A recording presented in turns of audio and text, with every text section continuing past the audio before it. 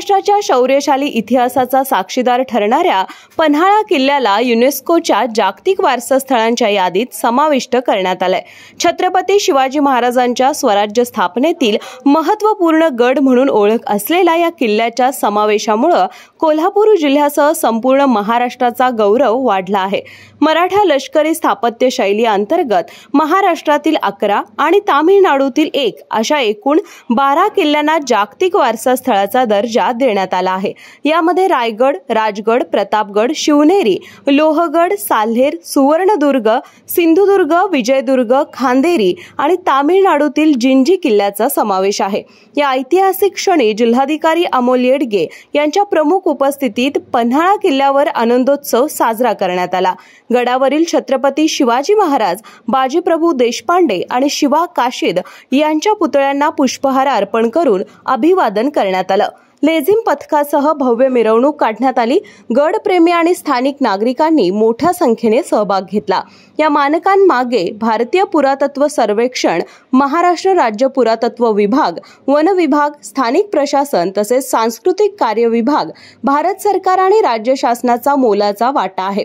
जिल्हाधिकारी अमोल येडगे यांनी स्थानिक ग्रामस्थांचे विशेष कौतुक करत त्यांच्या सहकार्यामुळेच हे यश शक्य झालं असल्याचं सांगितलं। आज महाराष्ट्रातील 11 किल्ले आणि तमिळनाडूमधील जिंजी किल्ला असे 12 किल्ले युनेस्कोच्या जागतिक वारसा यादीमध्ये समाविष्ट झालेले आहेत। महाराष्ट्रातील 11 किल्ल्यामध्ये रायगड, राजगड, प्रतापगड, पन्हाळा, शिवनेरी, लोहगड, साल्हेर, सिंधुदुर्ग, विजयदुर्ग, सुवर्णदुर्ग, खांदेरी आणि तामिळनाडूमधील जिंजी हे 12 किल्ले युनेस्कोच्या जागतिक वारसा यादीमध्ये समाविष्ट झालेले आहेत। छत्रपती शिवाजी महाराजांच्या पदस्पर्शाने पावन झालेले हे सर्व किल्ले आणि छत्रपती शिवाजी महाराजांच्या स्वराज्याचे संस्कार दर्शवणारे हे 12 किल्ले, छत्रपती शिवाजी महाराजांचं मिलिटरी वॉरफेअर काय होतं आणि कशा पद्धतीने किल्ल्यांचं संरक्षणात्मक बांधकाम आहे हे दाखवणारे हे 12 किल्ले आहेत।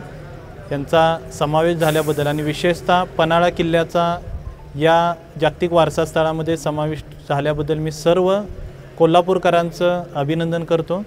मागच्या 5 जुलैला पन्हाळ्याला युनेस्कोचे एक्सपर्ट आलेले होते आणि त्यांनी हे पाहणी केल्यानंतर आज पन्हाळा किल्ल्याचा समावेश यादीमध्ये होतोय।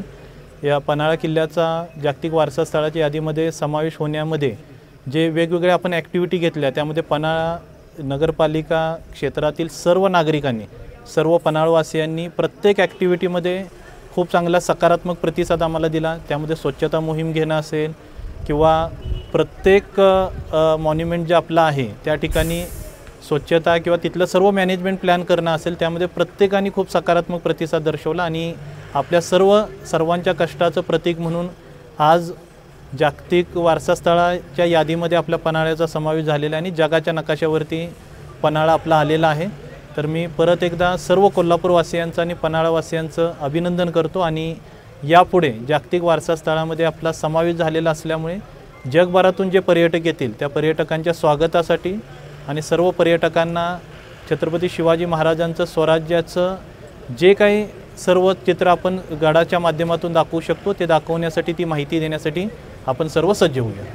युनेस्कोने या किल्ल्यांना आउटस्टँडिंग युनिव्हर्सल व्हॅल्यू या निकषावर आधारित मानांकन बहाल केलं आहे। शिवकालीन स्थापत्य, गनिमी युद्धतंत्र, सह्याद्रीच्या नैसर्गिक रचनेचा उपयोग यामुळे हे गड जागतिक स्तरावर अद्वितीय ठरले आहेत देखील मोठी चालना मिळणार आहे। जनप्रवास लाईव्ह, कोल्हापूर।